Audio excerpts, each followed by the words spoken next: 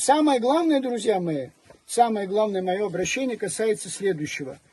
Ничего не копайте самостоятельно, ничего не ломайте, не разрушайте. Почему? Потому что вот сейчас весь наш труд, большей частью, мы напрасен. Почему? Потому что мы имеем все разломанное. Икона раздробленная, керамика раздробленная, стекло раздробленное, какие-то, значит, другие вещи, которые мы находим, все раздробленное. Единственное, 4 года пока копаем, один крест цельный у нас. Вот. Единственное, и то благодаря тому, что это, значит, бронза, твердый металл, и он остался, сохранился до нашего времени. Поэтому, когда вот так вот люди залезают, потом ничего из этого понять невозможно. Вот сейчас посмотрите.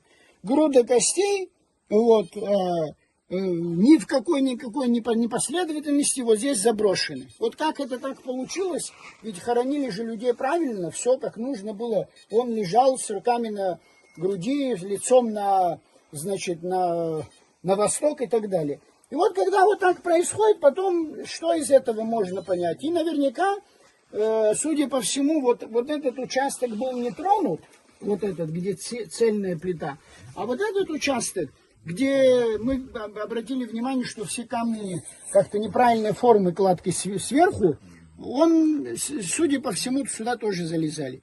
Поэтому никуда не лезьте.